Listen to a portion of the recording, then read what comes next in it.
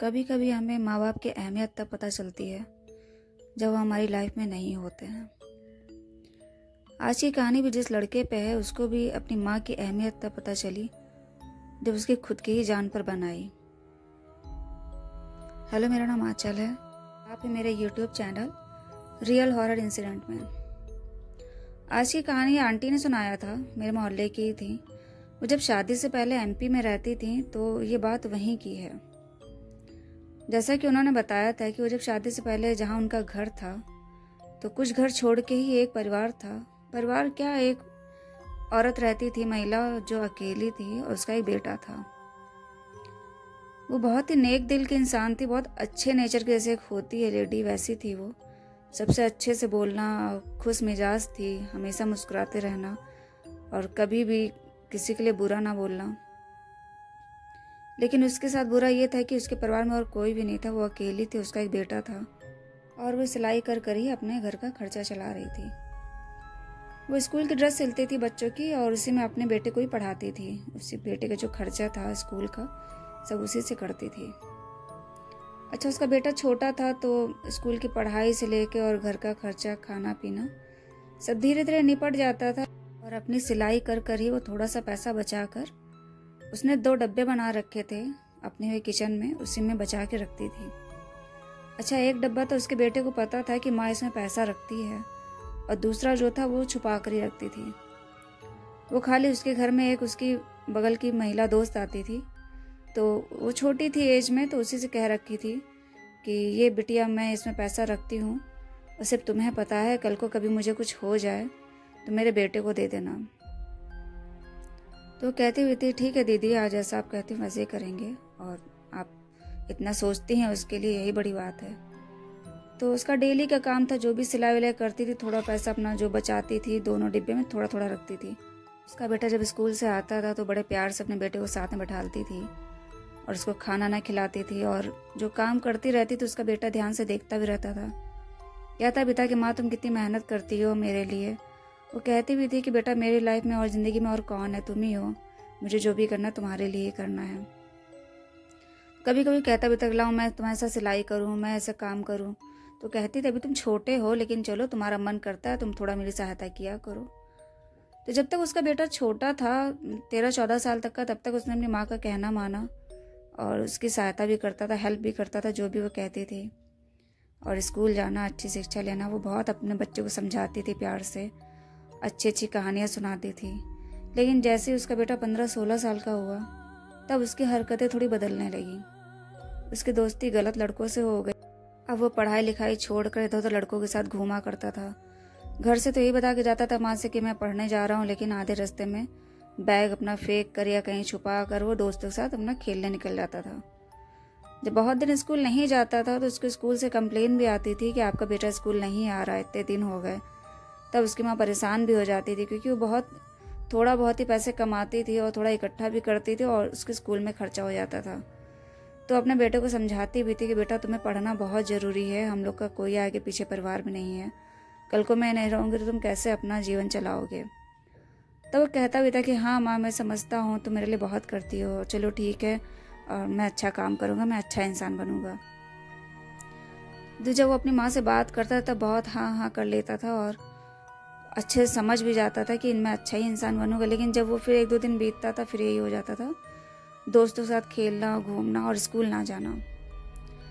जब 15-16 साल का ये था तो इसने धीरे धीरे पढ़ाई से इसका मन हट गया। इसने स्कूल जाना बंद कर दिया, तो इसको धीरे धीरे स्कूल से वहाँ से हटा भी दिया गया। वहाँ के टीचर ने इसको स्कूल से निकाल दिया। अब जब इसकी माँ को पता चला कि इसके बच्चे को स्कूल से निकाल दिया गया तो उसकी माँ बहुत परेशान हुई। तब उसने अपने बेटे को पास बुलाया और उसके सर पर हाथ फेरते हुए कहा, बेटा तुम जिस तरह से ऐसे करोगे तो मैं कैसे तुम्हारे लिए कुछ अच्छा कर पाऊंगी। मैं चाहती हूँ तुम अच्छे इंसान बनो। मेरी भी उम्र बढ़ रही है, मैं सिलाई कर कर ही घर का खर्चा चलाती हूँ और तुम्हें ये सब समझना चाहिए। मैं तुम्हारे लिए कितना कर सकती हूँ, मैं कर पाती हूँ, उससे ज़्यादा मैं नहीं कर सकती, क्योंकि मेरे हाथ पैर भी धीरे धीरे काम करना बंद कर देंगे और तुम्ही को मजबूत बनना पड़ेगा। तब उसके बेटे को समझ में आ जाता था। उस टाइम कहता था, हाँ माँ तुम सही कह रही हो, मैं अच्छा इंसान बनूंगा, मैं गलत काम सब छोड़ दूंगा। तो वो कुछ दिन के लिए घर में बैठ गया क्योंकि दोबारा एडमिशन कराने का उसके पास पैसा नहीं था। तो अपना दिन रात मेहनत करके वो बेचारी सिलाई कर करके उसने पैसे इकट्ठा किया, उसका दोबारा एडमिशन कराया कि अब से उसका बेटा अच्छे से स्कूल में जाएगा, पढ़ाई करेगा और एक अच्छा इंसान बनेगा। उसने स्कूल जाना शुरू भी किया, लेकिन कुछ दिन के बाद उसकी फिर उन्हीं के लड़कों से दोस्ती वोस्ती सब हो गई और फिर से उसने स्कूल जाना बंद कर दिया। अब धीरे धीरे उसकी पढ़ाई लिखाई सब छूट गई थी। उसकी माँ को ही पता चल गया था कि उसका बेटा अब नहीं पढ़ेगा, लेकिन कभी भी उसने अपने बेटे को ना मारा ना ही कुछ बुरा भला कहा। और वो हमेशा बस उसको प्यार से समझाती थी और उसका बेटा समझ भी जाता था, 1-2 दिन के लिए अच्छा रहता था, लेकिन फिर वही बुरे काम में पड़ जाता था। अब उसका बेटा चोरी करने लगा। जब उसको पता चल गया था इसकी माँ पैसा रखती डब्बे में, उसको पहले से भी पता था, लेकिन जब तक छोटा था तो वो अच्छा था, लेकिन जब वो बड़ा हुआ 16-17 साल का तो चुरा चुरा के पैसे उसमें से ले जाने लगा। अब जब पैसे चुराने लगा तो उसकी और गलत आदतें पड़ गई। धीरे धीरे वो सिगरेट पीने लगा और जब वो और बड़ा होने लगा तो अपना शराब वराब पीने लगा। अब ये बात उसकी माँ को पता चली तो वो बहुत रोने लगी कि मैंने किस तरह से तुमको पाला था और मैं हमेशा अच्छी शिक्षा तुम्हें देती थी, तुम अच्छे इंसान बनो, लेकिन तुम अब ये सब गलत काम करने लगे हो। वो बहुत रोती थी, उसको समझाती थी कि बेटा तुम कब समझोगे, तुम्हारे कब समझ में आएगा कि ये सब चीज़ें गलत हैं। अपनी माँ को रोता देख के तब उसको भी रोना आता था। वो कहता था नहीं माँ, सब छोड़ दूंगा और मैं क्या करूँ, मैं नासमझ हूँ, मैं गलत काम करने लगता हूँ। और फिर वो 2-4 दिन फिर सही होता था, लेकिन धीरे धीरे वो ऐसे 20-21 साल का हो गया। उसकी माँ भी धीरे धीरे बूढ़ी होती चली गई। अब उसने पैसे चुराना भी शुरू कर दिए थे, गलत आदतें पड़ गई थी, उसके और दोस्त बढ़ गए थे जो बुरे बुरे काम करते थे। अब वो शराब वराब पी के तो पड़ा रहता था। वो जानता था कि उसकी माँ बिना उसके खाना नहीं खाती है। उसकी माँ कहती भी थी जब तक बेटा तुम नहीं खाओगे मैं नहीं खाऊंगी खाना, तुम चाहे जितनी देर से आओ। लेकिन फिर भी वो शराब पीते भी इधर पड़ा रहता था और जब देर से घर लौट कर आता था तो उसकी माँ भूखी बैठी रहती थी। वो कहता भी था कि माँ तुम खाना खा लिया तो मेरा इंतजार क्यों करती हो और मैं भूखा नहीं रहता हूँ। तो उसने कहा मेरी नज़र में तो मेरा बेटा भूखा ही रहता है कि जब तक तुम मेरे सामने खाना नहीं खाओगे तो मेरे लिए तो भूखे ही हो।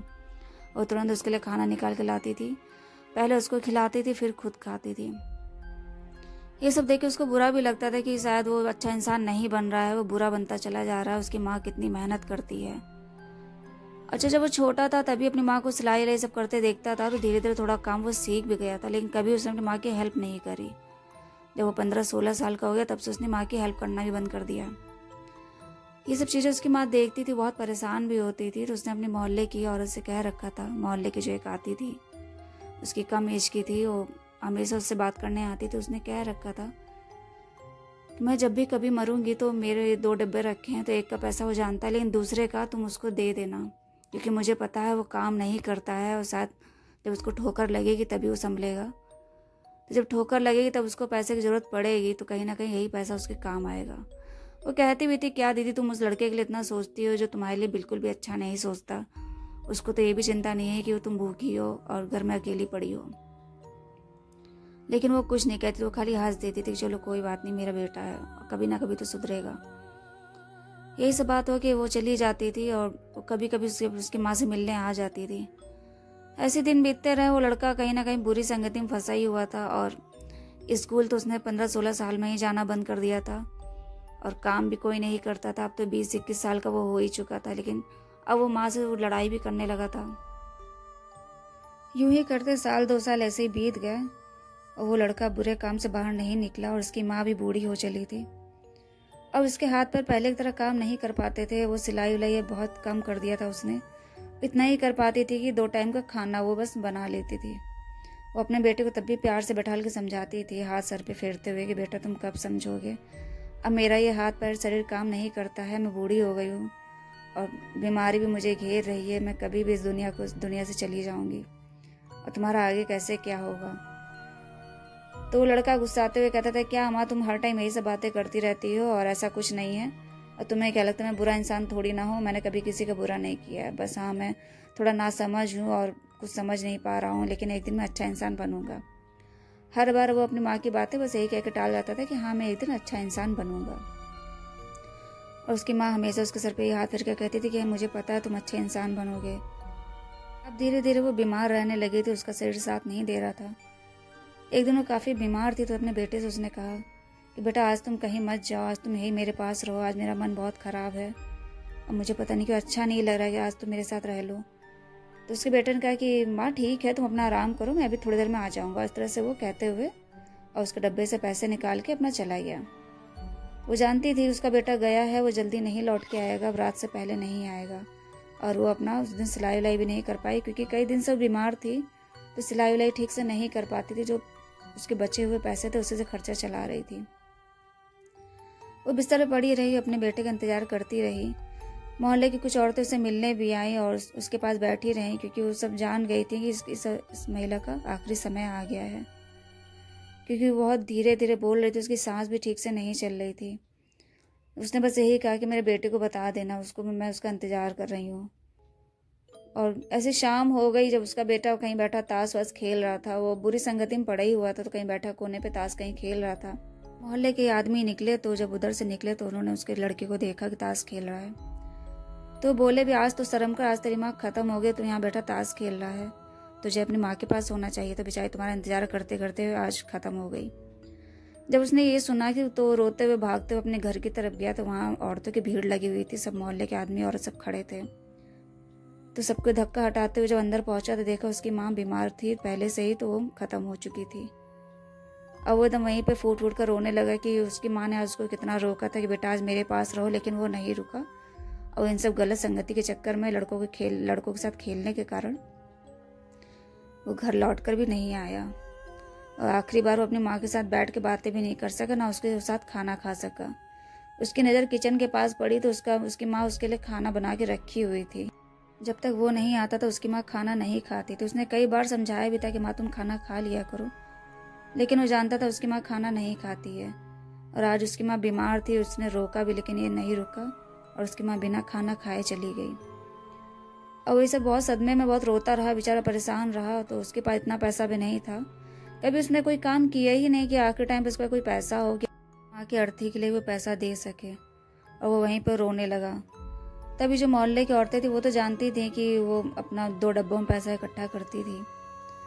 तो वो दोनों डब्बा निकाल के ले आए, बोली ये लो, तुम्हारी माँ तुम्हारे लिए पैसा इकट्ठा करके रखती थी, क्योंकि वो जानती थी तुम कुछ कभी करोगे नहीं। और वो जीते जी तुम्हारे लिए सोचती रही, मरने के बाद भी तुम्हारे लिए सोच के गई थी कि उसका बेटा कमाता नहीं है, जब वो मरेगी तो उसकी अर्थी के लिए उसके बाद जो पैसा नहीं होगा। तब उस औरत ने दोनों डब्बे से पैसे निकाल के उसको दे दिए और फिर उन्हीं पैसे से उसने सब काम किया अपनी माँ का आखिरी वक्त का। और उसके बाद एकदम पूरे घर में अकेला सन्नाटे में बैठा था। जो मोहल्ले के लोग थे वो भी उसको समझा कर चले गए। वो रात भर रोता रहा, उसने ना खाना ना खाया ना कुछ खाया। अब वो एकदम घर में अकेला था। उसकी माँ जो उसका इंतजार करती थी, उसके लिए खाना बना के रखती थी, उसके लिए सब करती थी, वो भी नहीं थी। और उसके जेब में बस वही पैसे पड़े थे जो आखिरी टाइम पर उसकी माँ उसके लिए रख कर गई थी। ऐसे दिन बीत गया, 2 दिन बीत गया, वैसे पड़ा रहा। तो उसके वही मोहल्ले के जो दोस्त थे जो गलत काम ये सब करते थे, खाना पीना, तो उसको ज़बरदस्ती लेके गए कि चल तेरा मूड सही करते हैं, तो बहुत परेशान है, ऐसा ऐसा करके ज़बरदस्ती ले गए। उसने मना भी किया कि नहीं मेरा मन बिल्कुल नहीं है, मैं बहुत अकेला हूँ इस टाइम। और वो सब उसको ज़बरदस्ती अपने साथ गाड़ी में बैठा के ले गए। अब सबका जब पीने का था, खाने पीने का मन, तो उसने तो बिल्कुल नहीं पिया कि मेरा मन बिल्कुल नहीं है, मेरी माँ ख़त्म हुई है, मैं ये सब कैसे कर सकता हूँ। लेकिन उसके जो दोस्त थे वो सब तो इन सब में माहिर थे। वो ज़बरदस्ती शराब वराब लाए, खुद भी पिए, उसको भी पिलाए और उसको इतना ज़्यादा पिलाया। उसके बाद उसकी जेब में जितना पैसा था वो सब भी ले लिया। उसी बीच में उसको होश था, लड़ाई झगड़ा भी हुआ, उसकी हाथापाई भी हो गई लड़ाई झगड़े में। और ज़बरदस्ती उसके दोस्त उसको गाड़ी में लेके गए और जंगल में गाड़ी से ही धक्का दे के गिरा दिया। अब उसको इतना भी होश नहीं था कि कहाँ पड़ा है, किस जगह पे पड़ा है। और उसके दोस्त लोग गाड़ी लेके जा चुके थे अपना, और वो वहीं पे जंगल में ही पड़ा था। अच्छा, तो ये बारिश भी होने लगी, बारिश का मौसम था, तो इतनी तेज़ बारिश हुई कि वो उसी में फिसलन हो गई।